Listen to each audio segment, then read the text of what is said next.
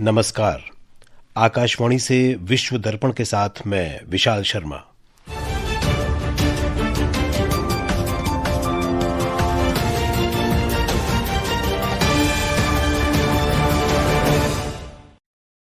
मुख्य समाचार। राष्ट्रपति द्रौपदी मुर्मू आज लुआंदा में अंगोला की संसद को संबोधित करेंगी। अमेरिका में सरकारी कामकाज ठप होने के बीच हवाई यात्रा व्यवस्था चरमराई। विमानन कंपनियों ने 1700 से अधिक उड़ानें रद्द की। मिस्र और कतर ने गाजा पट्टी में युद्ध विराम को मजबूत करने की अपनी प्रतिबद्धता दोहराई।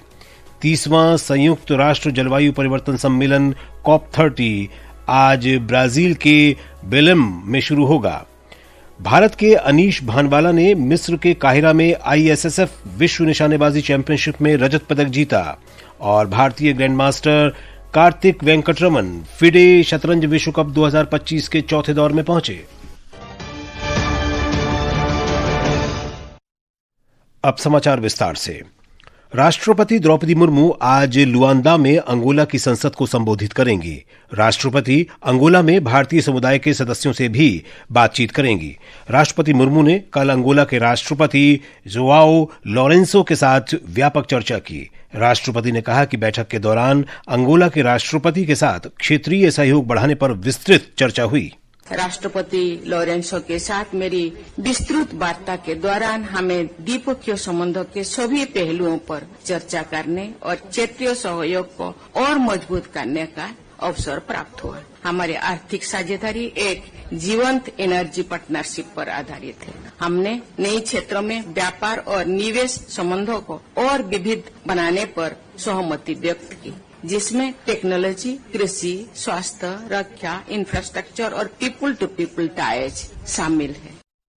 हमारे संवाददाता ने बताया है कि अंगोला के राष्ट्रपति जोआओ लोरेंसो ने भारत के साथ स्वास्थ्य और रक्षा क्षेत्र में सहयोग बढ़ाने पर रुचि व्यक्त की है। अंगोला के राष्ट्रपति ने कहा कि उन्हें भारत के साथ स्वास्थ्य क्षेत्र में सहयोग में विशेष रुचि है। उन्होंने भारतीय डॉक्टरों की प्रशंसा की और कहा कि वे चाहते हैं कि अधिक से अधिक अंगोला के छात्र भारत में स्नातक और स्नातकोत्तर स्तर पर प्रशिक्षण लें। राष्ट्रपति लोरेंसो ने कैंसर के इलाज का जिक्र किया। उन्होंने कहा कि अंगोला के लोगों को अब भी इलाज के लिए विदेश जाना पड़ता है। उन्होंने बताया कि अंगोला में नया ऑन्कोलॉजी अस्पताल बन रहा है और इस क्षेत्र में भारत से उपकरण और प्रशिक्षण की मदद ली जा सकती है। अंतरिक्ष तकनीकी पर उन्होंने कहा कि भारत के पास इस क्षेत्र में उन्नत विज्ञान है और अंगोला भारत के साथ मिलकर काम करना चाहता है। राष्ट्रपति ने भारत की रक्षा तकनीक की भी सराहना की, जिसमें ड्रोन जैसी आधुनिक प्रणालियां शामिल है। उन्होंने कहा कि अंगोला भारत के साथ इस क्षेत्र में काम करना चाहता है, सिर्फ उपकरण खरीदने के लिए नहीं, बल्कि भारतीय फैक्ट्रियां अंगोला में लगाकर वहां पर कुछ हथियारों का उत्पादन करने के लिए भी। मनीष शिवा, आकाशवाणी समाचार, अंगोला। राष्ट्रपति द्रौपदी मुर्मू 8 से 13 नवंबर तक अंगोला और बोत्सवाना की यात्रा पर हैं। वे कल अपनी यात्रा के दूसरे चरण में बोत्सवाना जाएंगी। प्रधानमंत्री नरेंद्र मोदी कल से भूटान की 2 दिन की यात्रा पर रहेंगे। यात्रा के दौरान श्री मोदी और भूटान के राजा जिग्मे खेसर नामग्याल वांगचुक 1020 मेगावाट की पुनातसांगछू 2 जल विद्युत परियोजना का उद्घाटन करेंगे। प्रधानमंत्री भूटान के चौथे राजा जिग्मे सिंगिये वांगचुक की 70वीं जयंती के उपलक्ष्य में आयोजित समारोह में शामिल होंगे और भूटान के प्रधानमंत्री शेरिंग तोब्गे से भी मुलाकात करेंगे। श्री मोदी वैश्विक शांति प्रार्थना समारोह में हिस्सा लेंगे और थिम्फू के ताशी छोदजोंग में पवित्र अवशेषों की पूजा अर्चना करेंगे। इससे पहले कल प्रधानमंत्री मोदी ने भारत से थिम्फू पहुंचे भगवान बुद्ध के पवित्र अवशेषों के श्रद्धापूर्ण स्वागत के लिए भूटान के लोगों और नेतृत्व की सराहना की। 30वां संयुक्त राष्ट्र जलवायु परिवर्तन सम्मेलन COP30 आज ब्राजील के बेलेम में शुरू होगा। विकासशील देशों के लिए सम्मेलन महत्वपूर्ण साबित होने की आशा है। सम्मेलन में पेरिस समझौते के क्रियान्वयन, जलवायु परिवर्तन से निपटने के लिए आवश्यक धन उपलब्ध कराने और अनुकूलन योजनाओं पर विशेष रूप से चर्चा होगी। सम्मेलन में भारत स्वच्छ ऊर्जा क्षेत्र में अपनी प्रगति की जानकारी देगा। निर्धारित समय से पहले ही भारत ने 50% गैर जीवाश्म ऊर्जा का लक्ष्य हासिल कर लिया है। अमेरिका में सरकारी कामकाज बंद होने के कारण विमानन कंपनियों ने 1700 से अधिक उड़ानें रद्द कर दी हैं, जिससे हवाई यातायात व्यवस्था चरमरा गई है। वेतन न मिलने की वजह से कर्मचारियों की कमी के कारण हजारों उड़ानें देरी से हुई हैं।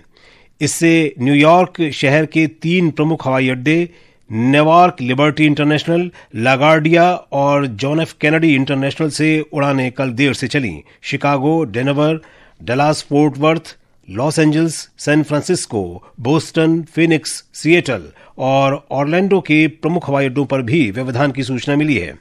इससे पहले FAA ने एयरलाइनों को देश के 40 सबसे व्यस्त हवाई अड्डों पर घरेलू उड़ानों में 4% की कटौती करने का आदेश दिया था। अमरीकी परिवहन सचिव सीन डफी ने कहा है कि अगर जल्द ही बजट गतिरोध समाप्त नहीं होता तो ये संख्या 15 से 20% तक बढ़ सकती है।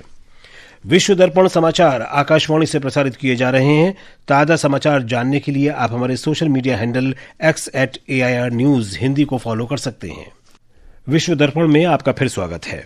मिस्र के विदेश मंत्री बद्र अब्देलती और कतर के प्रधानमंत्री तथा विदेश मंत्री शेख मोहम्मद बिन अब्दुल रहमान अल थानी ने गजा पट्टी में युद्ध विराम को मजबूती से लागू करने की प्रतिबद्धता दोहराई है। दोनों नेताओं ने फोन पर बातचीत में गजा के लिए अमेरिका की शांति योजना के क्रियान्वयन पर जारी परामर्शों की समीक्षा की। उन्होंने पश्चिमी तट और गजा को फलस्तीनी प्रशासन के अधीन एकीकृत करने के महत्व पर भी बल दिया। दोनों नेताओं ने पश्चिमी तट से इजरायली बस्तियों के निर्माण को अस्वीकार किया और चेतावनी दी कि ऐसी कार्रवाइयां शांति और स्थिरता के लिए खतरा हैं। इजरायल और हमास के बीच वर्तमान युद्ध विराम 2 वर्ष के संघर्ष के बाद 10 अक्टूबर से प्रभावी हुआ है। इजरायल को गजा में बंधक बनाए गए एक मृत व्यक्ति के अवशेष मिले हैं। इस बारे में फिलिस्तीनी चरमपंथी समूह हमास ने कहा है कि ये 1 दशक पहले मारे गए इजरायली सैनिक के अवशेष हैं। प्रधानमंत्री बेंजामिन नेतन्याहू ने इस बयान के बाद उम्मीद जताई है कि 2014 में मारे गए सैनिक हैदर गोल्डिन के अवशेष गजा से वापस आ जाएंगे।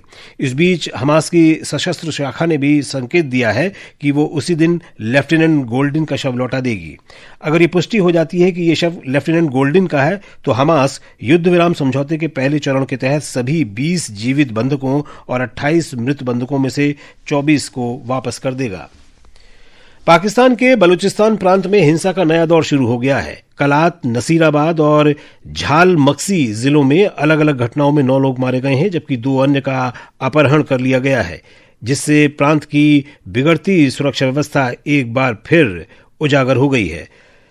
सबसे क्रूर हमला कलात जिले के खलीकाबाद इलाके में हुआ, जहां अज्ञात बंदूकधारियों ने सरबुंद इलाके में गोलीबारी की। ये गोलीबारी और अपहरण की घटनाएं बलूचिस्तान में लगातार बिगड़ती कानून व्यवस्था को दर्शाती हैं। और अब खेल जगत की हलचल के साथ हैं मुकेश कुमार बल।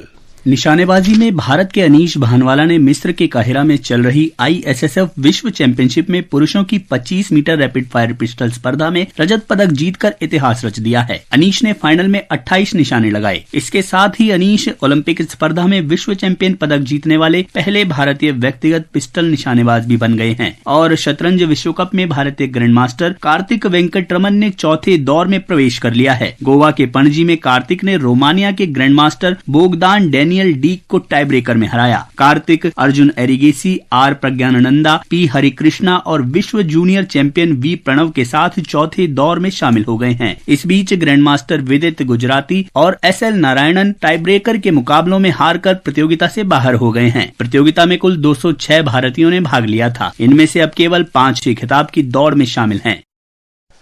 और अब अंत में मुख्य समाचार एक बार फिर।